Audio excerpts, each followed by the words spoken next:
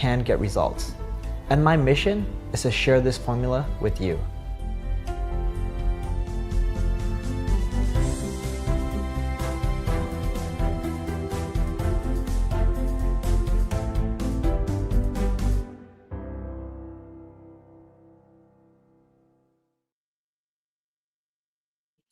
Hello, everyone. Thank you for coming today. I know you guys all have a busy schedule, so we really appreciate it.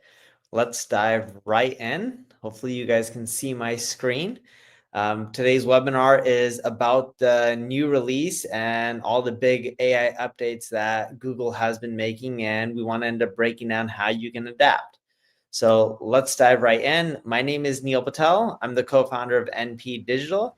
Today, we also have Will and Chris with us. Will, do you want to give a quick introduction on yourself? And then Chris, you can do the same after. Yeah, so hi, my name's William Kammer. I'm a VP of SEO with NP Digital and NP Excel, specifically the SMB division. I've been here about 3 years, and in my 15 to 20 years in the game, I've done SEO for everything from a tiny mom and pop to major conglomerates and enterprise companies. So, Chris? Good. Hello, I'm Chris Hill. I'm the content team manager for NP Excel at NP Digital. I am lucky enough to get to work right alongside of William to deliver content to our SMB clients. I've been here about that same 3 years, and just feel really lucky to work with such an incredible team.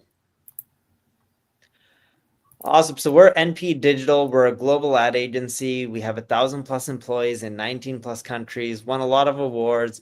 We're seeing a lot of data on, when it comes to the changes Google's making. Now, with a lot of the AI changes, it's mainly predominantly happening in the United States.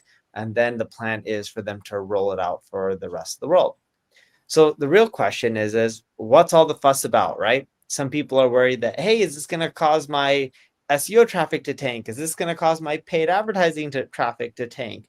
Google thinks about all these things when they're making these changes, and they are prioritizing user experience.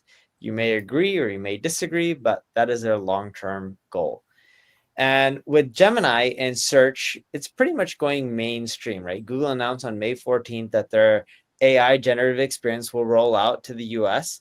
And they ended up not just rolling it out. They said, hey, it's not a beta feature or opt-in feature. It's just there. Funny enough, the other day, I posted something on Twitter, and I'll read it for you guys. It was about the AI overviews, because we had, let's see, we tracked over 10,000 searches to see how AI overview would show up on how often people click on them. So we tracked a total of 10,383 searches. AI overview showed up 3,059 times, which is, roughly 30% of the time. And they generated 477 clicks. So, when you think about it, when AI overviews show up, the click rate isn't bad. It's 477 out of, call it like 3,000. In total, it had around a 15% click rate. Now, for the times that it showed up. Now, I'm not saying that it's going to get worse or better. The quality of the AI overviews is still up for debate. There's a lot of issues. Google knows it, and they're working on fixing it as well. But the first thing that you really need to understand with AI overviews is it's really similar to Google's featured snippets, but it's just powered by advanced AI. And it can handle a lot more complex queries. And when you type in a query that's more long tail, when I say long tail, I'm not talking about 3 or 4 words. I'm talking about 5 or 6 words, or 7 or 8 or 10 words, or even 20 words. They understand the context of the query and the ordering of the words and what you're really trying to ask for, right? And here's the example: Boston Yoga, Pilates Studio, walking time, Beacon Hill, intro offers.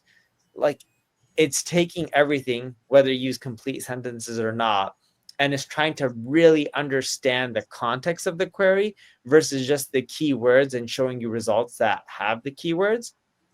And this helps them provide you what you're looking for faster.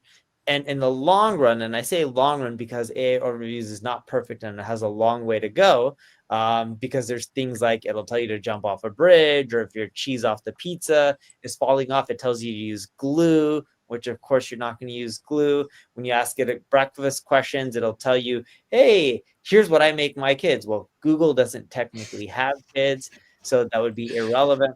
But it's trying to understand what you're asking and give you exactly what you're looking for. And the cool part about what Google's trying to do is no matter how you modify or adjust your search queries, they're trying to keep this in mind in the long run, because right now when you do a search for most things, depending on the country you're in, if you don't find what you're looking for, you have to do a new search versus continually modifying your search and learning from the previous set of results. AI overviews is integrated within existing search results. If you think about it, you're seeing it, it's pulling it, it's really quick, probably juicing up a lot of processor time on their end. The real issue right now is when you look at the AI overviews is it's the quality, and the early results that we're seeing is a lot of people are skimming them or skipping them or clicking and then going back and then going to the next organic section or paid section. And this isn't necessarily because AI overviews is bad. It's just early, and time will really tell when A, it's out there much longer, and B, the results improve, and C, it ends up rolling out globally, right? Because different people search very differently over time. It also has a lot of adaptability. It can handle multi-step reasoning and deep analysis, making them really good for both basic questions as well as very complex queries as well. Again, if you've seen AI overviews, it's not perfect, but it's getting better and better over time, or it should get better and better. You just have to be patient. This technology is really new. Imagine what it's going to do, not 6 months from now, but a few years from now. Just think of rich snippets, but a newer version of rich snippets that just really empowers the searcher. And then you also have dynamic learning. Look, it's AI. What's cool about this versus just traditional rich snippets or anything that shows up at the top, it's really learning from how people are engaging and interacting, and it's figuring out how to improve the accuracy and the relevancy of the answers. So that way, over time, it keeps getting better and better. So that way it can better delight you. Like Neil just said, this is brand new technology. This is new to us. It's new to you. We've been participating in the beta tests as this has gone. This isn't brand new. We're not being clobbered with it completely out of nowhere. However, there's a lot of things that we don't know. We're going to talk a little bit today about the things that we don't know and the things that we do know. But here are some things that we know already. First of all, like Neil said, not every search is going to trigger an AI response. We're not exactly sure how many. That 30% of the time figure seems pretty darn accurate. But Google's not telling us what keywords will trigger this sort of response. In fact, Google has said that they're not going to report on what keywords are going to trigger this response. Google claims that AI overviews is going to be used to answer those more complex questions, those your money or your life questions that take more than just a meta description, or even more than you can find in a featured snippet. This will be like an extended featured snippet. We also know, as Neil alluded to, that not all AI responses are accurate.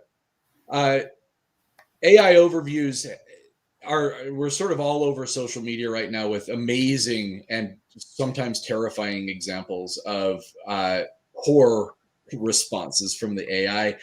For example, telling you to drink 2 quarts of urine every 24 hours to prevent kidney stones.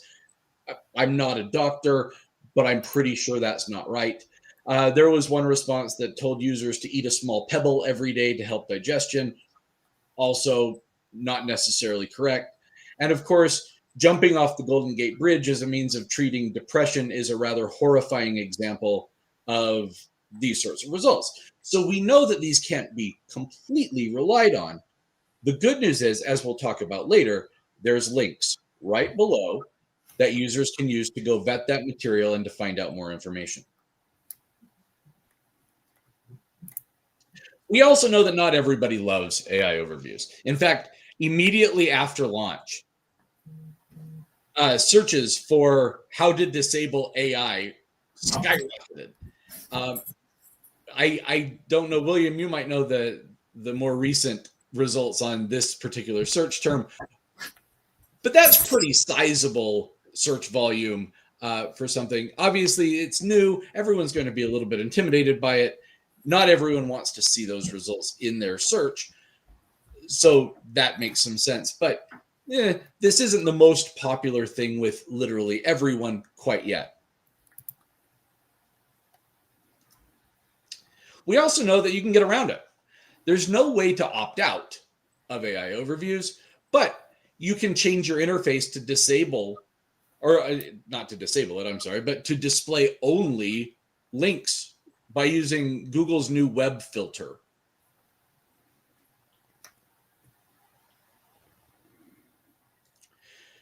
We also know that there's a mechanism to prevent your own content from showing up in AI overviews. If you're concerned as a business owner about your content being used in these sorts of ways, of being a part of the large language model that Google's pulling from to create these search results, there's a way to disable that. Google has a no snippet feature that will let you pull your content out of AI, at least for now, and at least as far as we know. But if you do this, you could also be risking potential traffic in the future. Of course, you can reverse it, but you're probably a little bit better off keeping it than removing it. Yeah, and I can go a little bit deeper into that now with exactly early stages, how we're seeing AI overviews impact the traffic of our clients. Yes, like Chris alluded to, there was some distaste for AI overviews when it first launched, but we don't know yet how much of that is just because it's a new feature and adoption takes a while, and Google and users are going to get used to it and they're going to continue to use it more and more, or if they're actually going to rebel against it. But history has shown us that usually you shove something in somebody's face long enough and they adapt to it when it comes to Google. So I personally don't think it's going away anywhere. And so then how do we then capitalize it from an SEO perspective? Google was dead when map packs came out. I remember I was in SEO when that happened. SEO was dead when featured snippets came out. People are saying SEO is dead now that AI overviews came out. And I disagree with it just as much as I did the other times things like this occurred. So Google's embracing AI because users are embracing AI.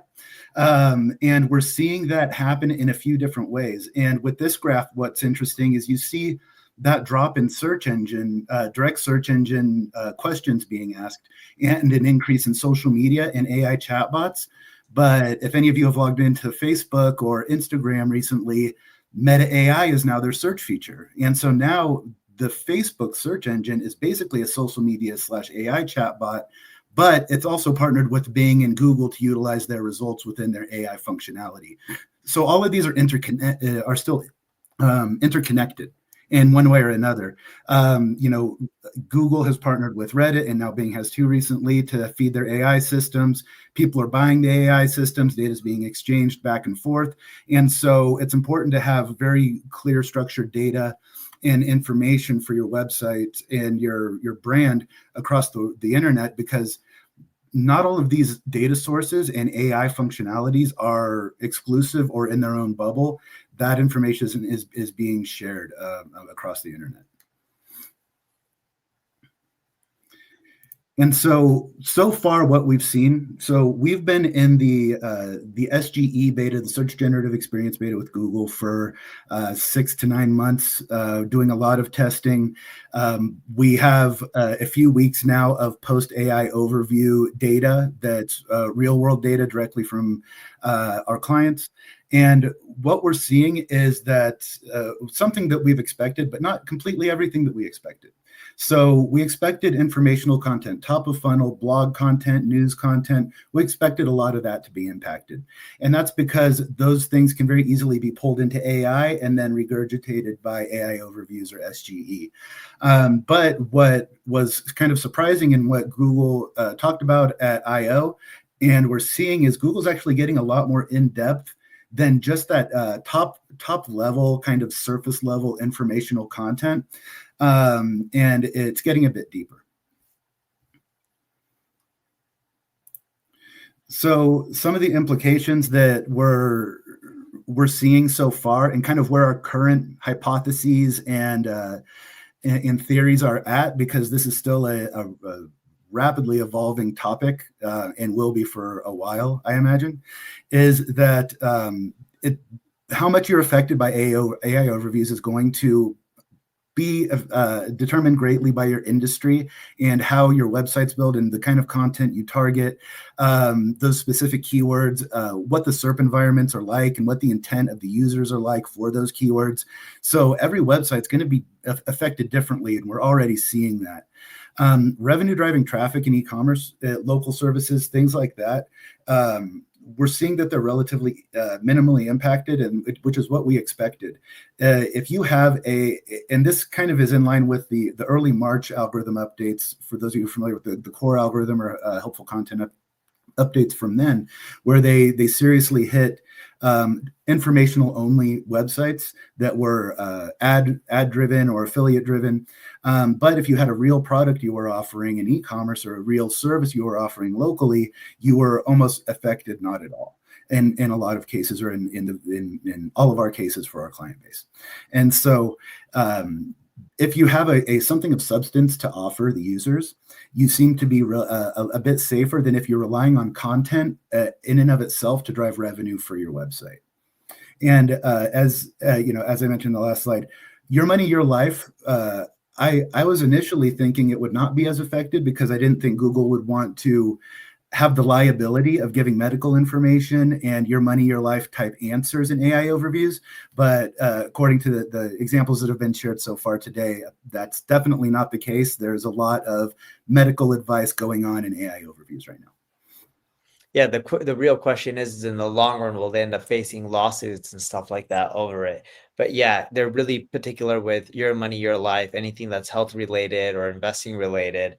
But shockingly, we're seeing it quite a bit in the AI overviews, and I would have guessed that most of us would thought that would be the opposite case, but it isn't. Yeah, it seems like a no-brainer. They're going to get some kind of lawsuit at some point for some kind of liability. But when we're getting into the actual data and how clients are being affected by AI overviews, this is actually a real snapshot from my executive dashboard. I anonymize and aggregate client data, and so I can segment it by industry and see exactly what's happening in real time, or basically real time. It takes some data processing to see exactly how all of our clients are being affected and if we need to pivot strategies in any particular area. What we saw with the initial week or so of data pre and post launch of AI overviews was relatively minimal. And we know that for a couple of reasons. One, day one, we suspect about 0.5%, maybe up to 1% of queries were being affected. We now know from our own studies that are more recent that more than that are definitely potentially being affected. And when we look at our client database, our aggregate client data, we see some interesting things that make sense. So we've been testing and playing in the AI and SGE space, AI overviews, optimization, and figuring out the right strategies there for months and months now. And so what we saw after we've made, our clients have been part of these standard operating procedures for us, is that impressions went down a bit, which makes sense. There's a new fancy module, AI Overviews, that's pushing everything down the web page, which means you're getting pushed down and your pixel depth is deeper on search engine result pages. But what was interesting is, although our impressions dropped, our clicks went up.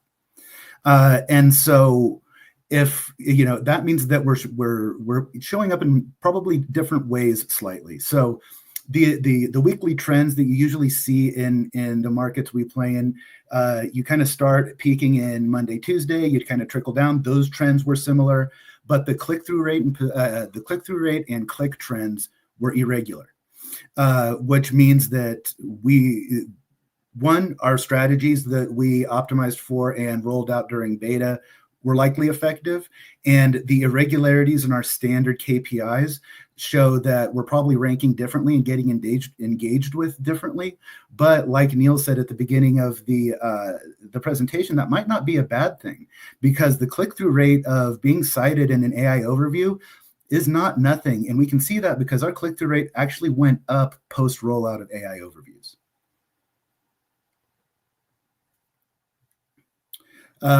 Just to touch a little bit on just to go touch a little bit on paid. Sorry, I got distracted for a second in chat. On paid, so paid is still evolving just as fast in this space as organic is. They're figuring out how to implement, where to position. We know that Google, if some AI overview answers are pulling in like Google Shopping ads and implementing in that way. But they're still being very hesitant, it appears. And okay, well, if there's an AI overview answer, where do we put the ads? Do we put them above? Do we put them below? Do we split them half and half? This is determined by industry or how much they pay. Those are all things that I think are relative unknowns and are still being tested out. But I assure, I would be very surprised if Google wasn't going to figure out a way to exploit AI overviews to increase ad revenue.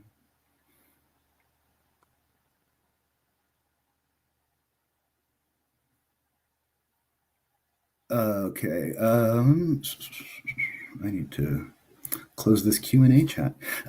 So the lines between organic and paid are becoming blurry. We can see that in the AI overviews right now with the meshing of search ads with AI overview answers and shopping ads specifically. And so they're figuring out how to do this. They have to be careful. They have to make sure they're not tricking the user into clicking on an ad when they don't know it's an ad. That's always kind of a fine line they walk.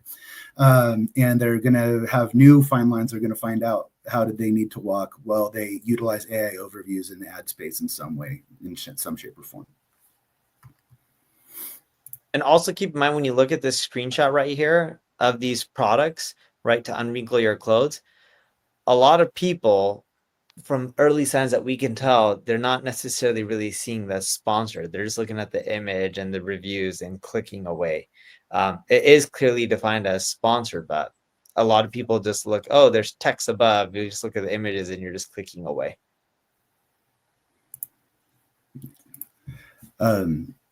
So SG results have gotten less prominent as well. And what we mean by that is the real estate in which an AI overview actually takes up in a search result page. So during beta, the SGE results, that's what it was called before AI overviews, was taking up, a good 10%-ish more real estate as far as pixel depth goes, and knocking results down a bit more. They've trimmed that a bit, which was an interesting thing. So they're still trying to find that balance.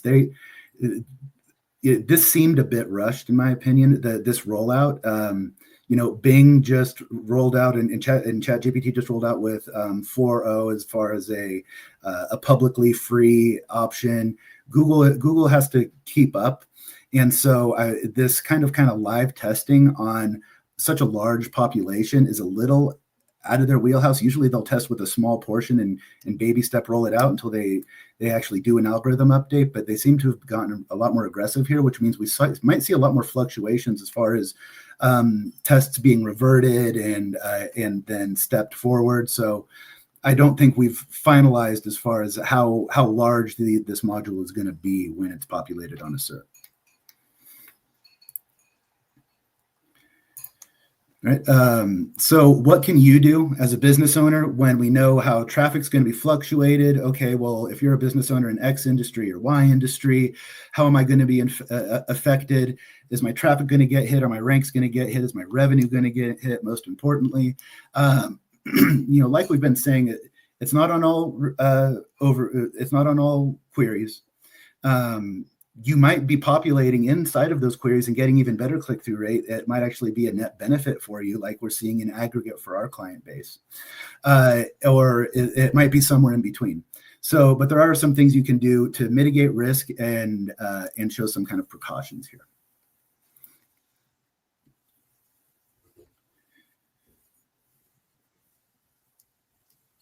Oh, sorry. I think I got ahead on my deck. So yeah, SGE results less prominent, just like I was saying. And then now we're here. Slide 28.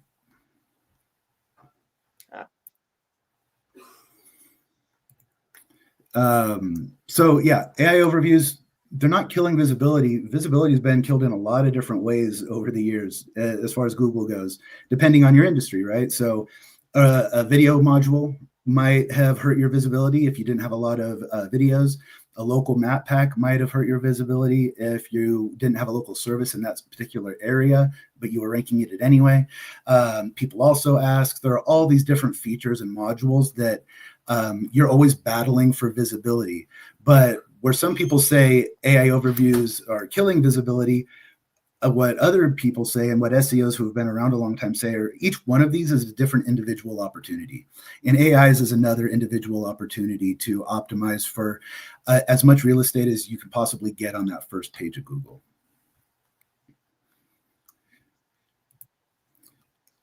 And that's what we're talking about here. So you see with SGE, you might be able to rank higher than you ever have before, right? So you can, especially if you're competing against really big conglomerates, your Amazons, your Walmarts.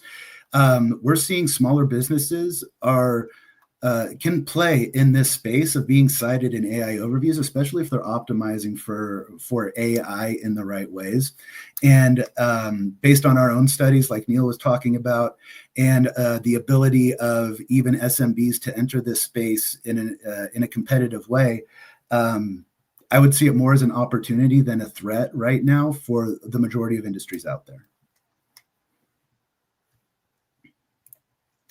And so, do you panic? No. Do you want to test and iterate and make sure you know where you're at in your industry and in your space with the changes in the landscape? Absolutely.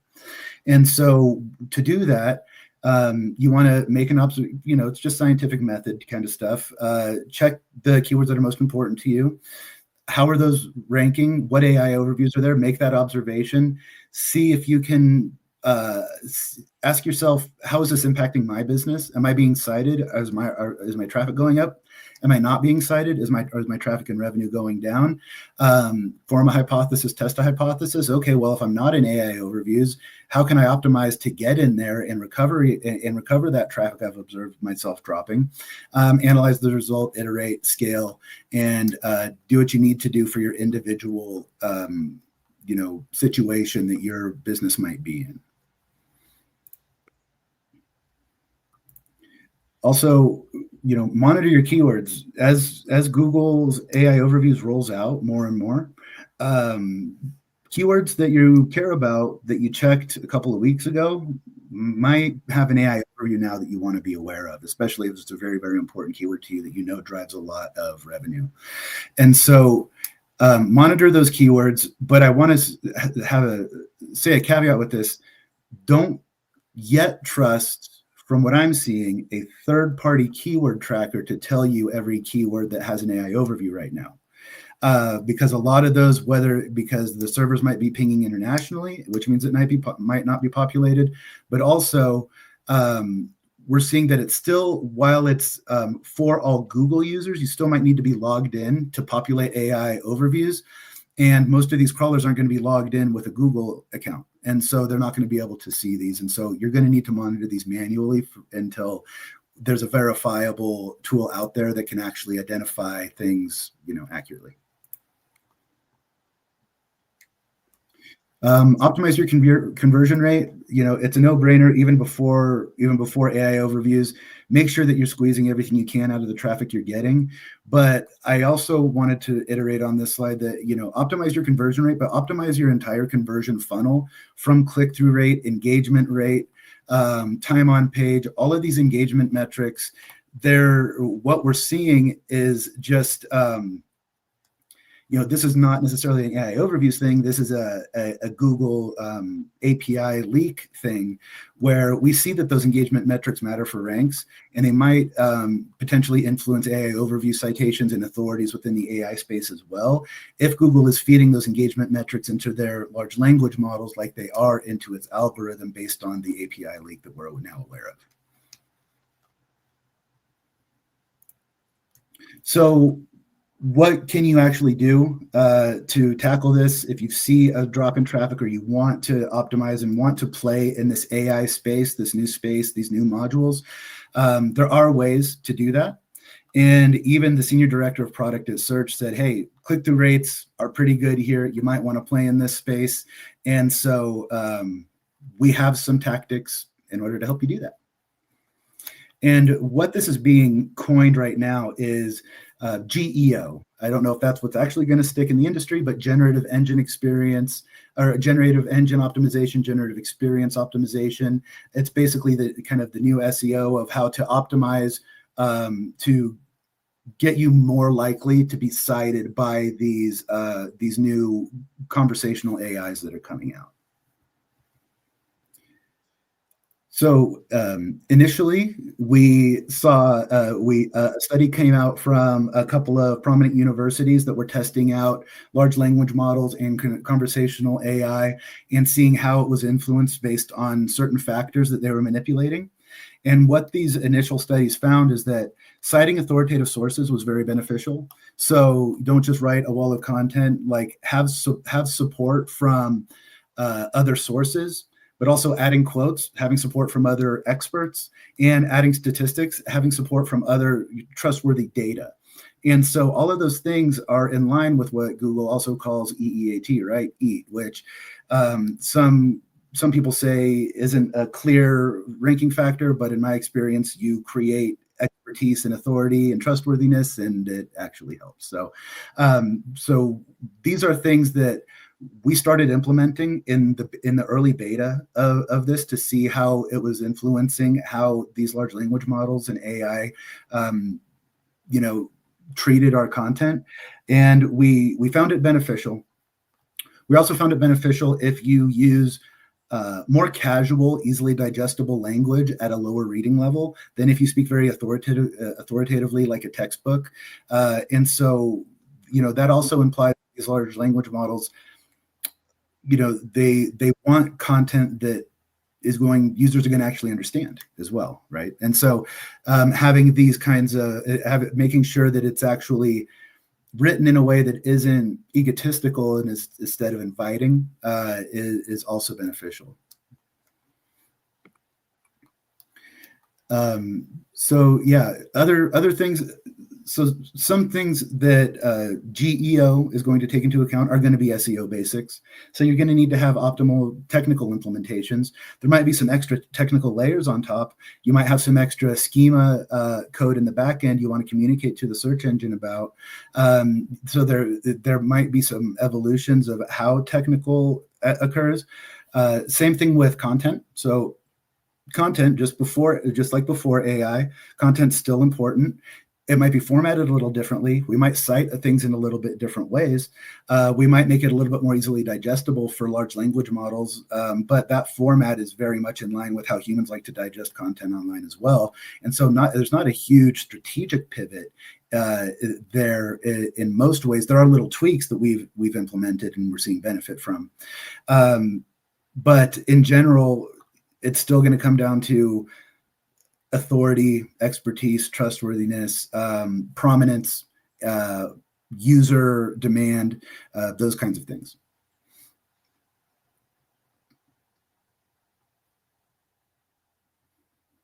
So really, it's not about, is SEO dead? Should we just do paid? Should we just do social? Should we do TV? SEO is very much alive, and as an SEO that's been in the industry for about 2 decades now, I like when these quote catastrophes happen in SEO, because that means I can capitalize on them where my competitors might not. And so if you know tactics, if you're aware of these things and you're putting in more work to capitalize on the evolving landscape of search and your competitors you can get a good head start right now. So like William said, we're probably not going to want to run and hide from AI. We're probably not going to ultimately want to opt our content out of AI. Instead, this is about embracing the AI overviews process and trying to figure out how we optimize to get our content seen by the AI as well as by our users. So I've got 8 strategies to do this. The first one is to get mentioned more. The more mentions you have, the more brand visibility you have, the more brand authority you have, the more your brand is the trusted go-to source of information in your space, the more likely it is that you're going to find yourselves in that handful of links at the bottom of the AI overviews link.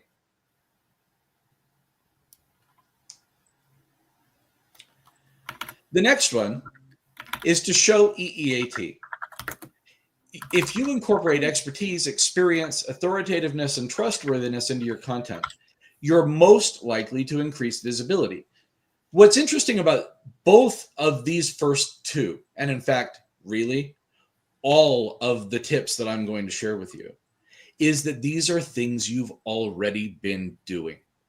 We don't know for sure exactly how to optimize to get seen in AI overviews, but we do know that Google's been giving us some tips for the last couple of years. They've been changing algorithms. They've been changing what they've been looking for. They've been moving the bar a little bit on us, just a little bit at a time. And if you've been adjusting over time, we have to believe that you're moving toward what they're looking for this new iteration of search. They're not so likely to scrap 2 years worth of work because they've rolled out a new AI generated product. And yeah, if you really want to do well with SEO, we do recommend shaving your head and growing a beard. I say, as I just looked at the group of us today and realized there's not a scrap of hair on any of our heads. Minus the beard on my end, but yes. Yeah, beards are optional. Beards are strictly optional. Your next big tip, SEO tip, if you want to be in those first couple of links, cover your topics thoroughly. Don't just give lip service to whatever you're writing about, whether it's web copy or blog copy. Cover everything really, really well, and always, always operate from the perspective of the end user. Google's been really clear that it wants helpful content.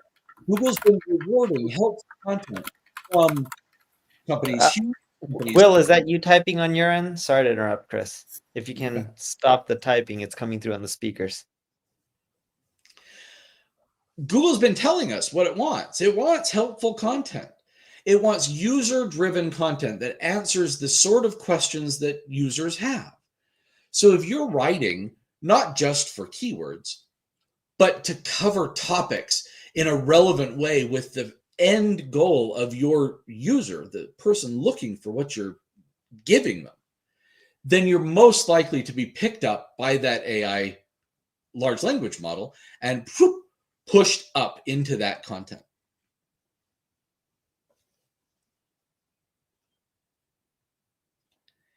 And by all means, let humans do your writing. Bet on humans. This is not a time to dump your human content team and switch over to AI generated content.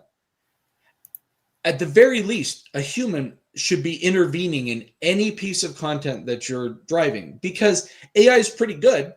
It's all right at writing, but there's an awful lot of things that AI can't do. AI can't think like a user. AI can't think like an optimizer. AI can't place your keywords in exactly the right place from a natural language processing standpoint. AI simply can't do that because AI is not really artificial intelligence. It's a large language model that's putting words together in an order that seems right, and it's pulling things in an order that seems correct. But without a person to intervene, we're sunk. and the results speak for themselves.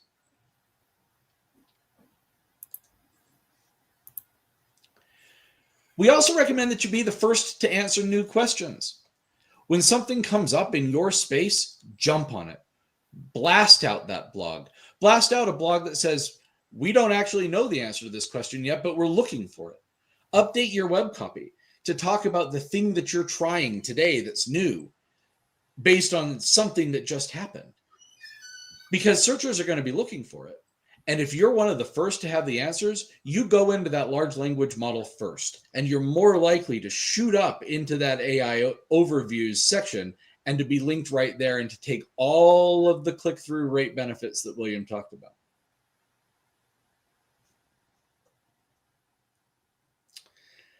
Think readability. Think about readability. Make sure your content is easily digestible, is skimmable, is reader friendly. Use bullet points, use logical heading structures, move things around so that the human eye can catch them. Because if the large language model is doing what it's supposed to, it will be catching them too. That's the whole point of the natural language processing engine, is to pick things up the way your brain wants to pick them up, or your reader's brain wants to pick them up. So give concise answers. Use a logical header structure. List out your key points in takeaways at the top. We've actually started for our clients delivering a short TLDR section with all of our blogs that are optional for implementation, but it gives our clients the opportunity to post those and have AI overviews grab that snippet, plug it right in, and link to their site.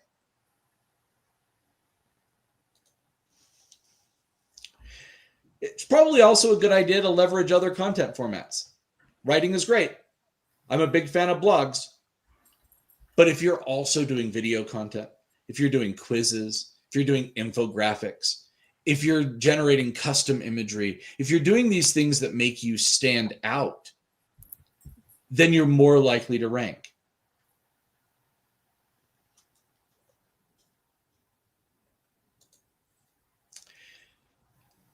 Elevate your content with structured data.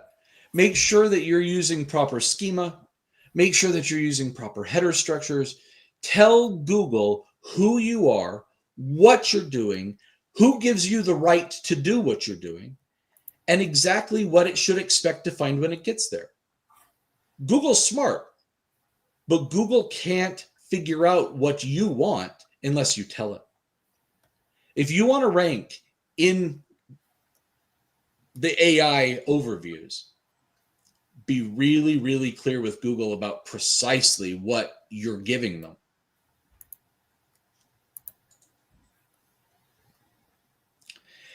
And then extend that same structure, that passion for structure, to the entire rest of your website.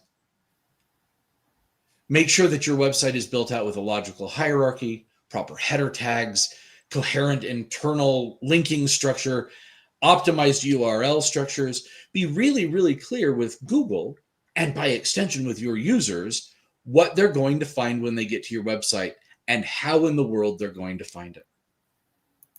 Friends, none of this is a surprise. These are all the same things we've already been doing. We've already been hitting all of these same talking points for SEO. If Google's been upfront with us in the algorithm, and of course there's questions about whether Google's been completely upfront with us about lots of things at the moment, but if we can draw conclusions and tips and hints from helpful content update, from hidden gems update, from the EEAT guidelines, if we can assume that these are all building blocks for this new AI overview search experience, then what you've already been doing is what you should have been doing. And if you're not doing it yet, my goodness, we can help. So if you want to think about what's going to come, well, with Google, they're going to end up making the AI much, much better over time. And you're going to start seeing things like multi-step reasoning capabilities. You're going to see planning capabilities in Google search, AI organized search results. And the coolest thing is, in the long run, I do believe we're going to get into a world where you're wearing contact lens or glasses, and you can pretty much see anything and get data when you're on the go. I also believe that we're going to be going into a world. I don't know if you guys saw like the MIT expose on was it 2020 or one of those shows, or 60 Minutes, where the guy's wearing this device that connects to his goes around his ear, and he can think it, and he pretty much gets the response and answer right then and there without even glasses or anything like that. And it's clear that Google is focused on using AI. And the reason being is they believe it's going to provide a better experience for users. They must have done a lot of analysis, testing, studies on this before they just go out and be like, all right, let's go integrate all this stuff in, right? And it's very clear based on the usage of ChatGPT and OpenAI that people love AI and they want these kind of experiences. The hard part is getting the experience right, which they're continually working on improving over time. If you want to set yourself up for success, I think you should focus on the three things on the right? Provide helpful and actionable advice on your pages. Make sure they're short and to the point. Of course, you want to be thorough, but don't ramble. Make sure your pages are running well technically, from site speed to linkability internally, to making sure that you're, using headings, meta tags correctly, make sure that you have a sitemap, all these types of things, right? Where you're uploading them. And this just helps ensure that your page is running smooth, your website is running smooth. And of course, be adaptable. If you are adaptable, you're going to do much better in the long run than if you're not adaptable. For example, we knew about this AI stuff for not 1 or 2 months, but for roughly a year plus. How many people have been actually adapting in advance before they started rolling out? We're working with companies and they're adapting. We're seeing great click-through rate increases, as Will showed, but majority of the companies out there aren't really adapting. They adapt after the changes happen. And it doesn't mean it's too late, but it's just much harder to adapt after versus adapting while these changes are happening. Quick reminder, look, keep to the basic principles of effective and helpful content.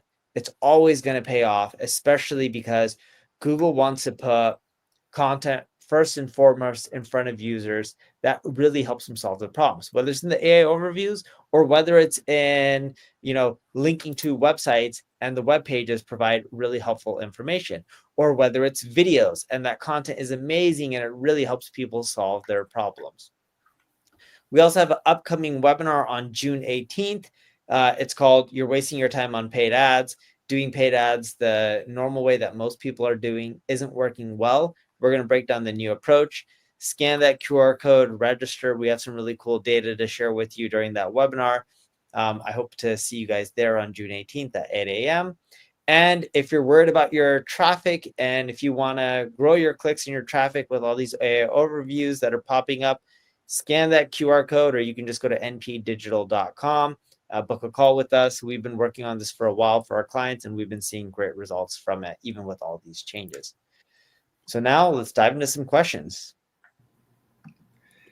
Pretty soon, we're all going to be working for the robots, right? Good stuff, everyone. Lots of questions, as we sort of thought might be the case. And we're going to start with Will. I know we talked a little bit about this, and there's a lot of folks talking about zero-click searches and Google always trying their best to keep people on the SERP. And, what does that mean for traffic? Do we have any stats, like just ballpark, as to what all of this is doing to just the percentage of traffic coming from Google organic search? Any sort of like we're losing 40%, what's the scoop? What have we seen? That one was asked multiple times. Yeah, it definitely depends on the source. So according to our own internal studies, like Neil was mentioning, there are net benefits to ranking in AI overviews, but how is that mitigated by not having featured snippets anymore, or other modules being pushed down, like shopping modules or video carousels or whatever? That kind of data, it's too early to tell. If you want my finger in the wind, I can give it to you. But it basically, we're seeing a similar click-through rate between AI overviews and featured snippets, so that's a wash. And we're also seeing a similar push down as far as real estate and pixel depth from featured snippets and AI overviews. In most cases, AI overviews will sometimes go a little bit more hardcore. And so because of that, AI overviews will probably be a little bit of a net loss for featured snippets. For organic ranks, that's a real big unknown right now that it's always going to be really hard to tell, because it's like, okay, well, how much traffic do you lose if you're not in the AI overview citation, but you do have rank 1? But okay, what if you don't have rank 1, but you have rank 2? It's the user experience and the user behavior is going to change with this significant module update. And because of that, a finite number of, hey, as a business owner, how much traffic can I expect to lose? We saw the initial data from our client base, and they didn't lose any. They actually gained some. So what can we expect? I would expect us to continue to gain, because we're going to continue to fuel the fire of the strategies that we've been implementing and testing out for the last year. For you as a business owner, how much can you potentially lose? A lot. How much will you lose if you try to fight against it and maybe even capitalize or exploit AI overviews? You might actually have a net gain and you not actually lose at all. And so it's a very subjective question with a lot of contextual variables that would need to be put into place. But as far as like a straight module loss scenario, I don't expect that to be where traffic loss comes from. I expect traffic loss to come from when your content that you've been ranking for, that you've been getting a lot of traffic for, is now very easily answered by the AI overview, so they no longer need to click on your website. Right, but there's some value in brand recognition, even though you're losing those clicks or that traffic. I mean, it sounds very similar to voice search that we've been talking about for a long time. So there's lots of values other than just the click. So while I have you, Will, and maybe Neil too, is there any info on this in Search Console? Like, do we know if we're getting impressions from AI overviews yet? Like, how do we sort of track the progress of all of this? I know BrightEdge said that they have some sort of AI overview feature. I've seen press releases about some other ones as well, SEMrush and others. But does Search Console have anything yet, and thoughts there? Yeah, I think no doubt there will be third-party tools that come out, that will attempt to crawl this as efficiently as possible, similarly as how they do now. Search Console, Google has come out and said in I/O, they're not going to segment out that data in Search Console for us. So the only way you're going to be able to segment out that first-party Search Console data is by correlative assumptions and potentially testing and iterations, but you're not going to get that data in Search Console. You'll eventually probably get it from third-party tools that are going to crawl Google in a different way than the information that Google Search Console gives you. But even then, take that information with a grain of salt, because those third-party crawlers, it's a single time and moment and space that they pulled that data from. So we will get better and better at tracking this data on the third-party side.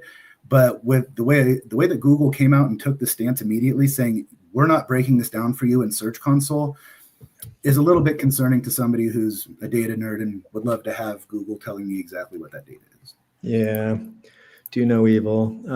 Let's see here. Ooh, yeah, lots of people asking this one. So maybe this is a good one for Neil. Is it because there's a lot of people that just don't seem to like this stuff, and we noted that search trends for how do I disable AI overviews is on the rise? Is it possible that maybe because of all of this, Google just becomes like not the dominant search engine? And then a follow-up question to that, do we know like how much market share ChatGPT, for example, is maybe taking from Google, Gemini, I'm going to Gemini more and more instead of just Google search. Like, is there any information or data out there that says, actually 2% of the population or whatever is actually getting information from ChatGPT? And then the follow-up question to that is, are there strategies that do the same SEO strategies work for ChatGPT and maybe Gemini, as traditional Google search? That was like 3 questions in one, Neil. I apologize, but a lot of chatter around that. Sure. So to give you an idea, OpenAI is popular. That includes ChatGPT, 1.8 billion visits a month. Wow. To give you an idea on Google, and this is all from SimilarWeb, Google gets 83.5 billion visits a month. There's a big delta. Do I see Google not being the dominant player? No, I still see them being the dominant player. What's going to happen is just like how it was either Will or Chris or someone or me, I don't know whose slides it was, ended up breaking down the AI overviews or, the AI responses over time. And if you look at it, it's decreased. What will happen is if users aren't happy, they'll show it less and less until they can figure out how to make them happy with it. Or if they can't ever make them happy with it, they'll just continually push it down or maybe potentially even remove the feature. I don't think they're going to remove the feature. I think they're going to work on improving it. But you'll see less and less of it if people aren't happy with the results until they can fix the quality of it. And does it mean that you shouldn't optimize for ChatGPT recommending your product or service? No, you should. But I really do see Google being the dominant player for search. But what's going to end up happening is there's going to be multiple places to search. As we say here at NP Digital, it's not search engine optimization, it's search everywhere optimization. You should be optimizing for ChatGPT. You should be optimizing for Instagram and Facebook. You should be optimizing if you have apartments that you're leasing out, short term. You should be optimizing your rankings on Airbnb. They literally have a search and you can actually optimize to increase your rankings on Airbnb. Search is everywhere. You can optimize rankings. And if you do that for all the platforms and not just Google, you're going to be better off in the long run. But I do believe Google is going to be the dominant player for a very long time coming. I think we'll end with that stellar note because we're right at the top of the hour. Thank you so much, Chris, Neil, Will. Good stuff. Google always keeping us SEOs and digital marketers on our toes. So no surprise. Yep. And if you need help with your marketing and adapting with all the stuff that's happening, check out npdigital.com. We also just bought an agency in Southeast Asia called Search Gurus. We just added 120 more people to the organization. But we're growing fast. We've been working really well with companies of all sizes and providing amazing results. Hopefully you go to NP Digital and we can work together. Take care, everyone. Thanks, everyone. Happy Tuesday.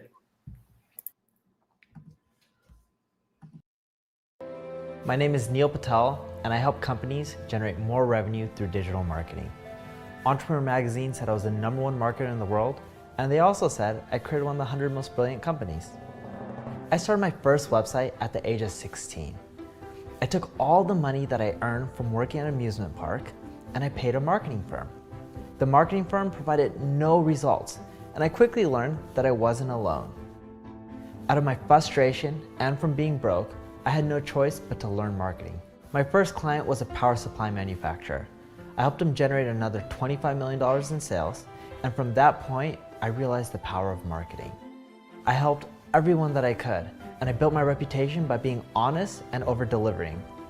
I've helped companies like Google, NBC, Viacom, General Motors, eBay, but nothing's more satisfying than helping small business owners succeed. I founded 4 multi-million-dollar companies, and I've learned all the mistakes that you should avoid. I've written about them on Forbes, Entrepreneur, Inc., Fast Company, and even on my own blogs. It's so awesome to know that colleges from all around the world are teaching my material in their classroom. Over the years, I've received awards from the President of the United States, the House of Representatives, and the United Nations. People believe marketing is expensive and difficult. Fortunately, that's not true. There is a formula. Even if you don't have a technical bone in your body, you can get results. And my mission is to share this formula with you.